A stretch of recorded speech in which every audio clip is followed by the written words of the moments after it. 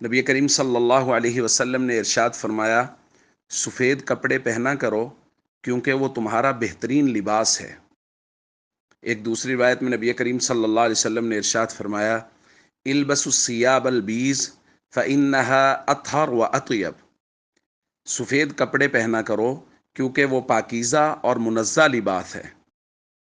سیدہ عائشہ رضی اللہ تعالیٰ عنہ بیان فرماتی ہیں کہ رسول اللہ صلی اللہ علیہ وسلم سے ورقہ ابن نوفل کے بارے میں پوچھا گیا کہ ان کا آخرت میں کیا حال ہوگا، تو نبی کریم صلی اللہ علیہ وسلم نے ان کے بارے میں فرمایا، اریتہ فی المنام وعلیہ ثیاب بیض ولو کان من اہل النار لکان علیہ لباس غیر ذلک، کہ میں نے خواب میں دیکھا ہے کہ ورقہ ابن نوفل کے اوپر سفید رنگ کا لباس تھا۔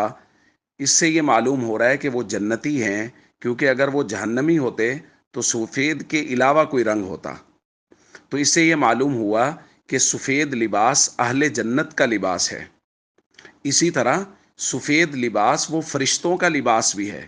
حضرت سعد بن ابی وقاص رضی اللہ تعالیٰ عنہ فرماتے ہیں، رأیت عن یمین رسول اللہ صلی اللہ علیہ وسلم وعن شمالہ یوم احد، میں نے رسول اللہ صلی اللہ علیہ وسلم کے دائیں بائیں احد کے دن دو لوگ ان کو لڑتے ہوئے دیکھا کہ ان کے کپڑے علیہما ثیاب بیض، وہ سفید کپڑے پہنے ہوئے تھے اور وہ رسول اللہ صلی اللہ علیہ وسلم کی حفاظت کر رہے تھے۔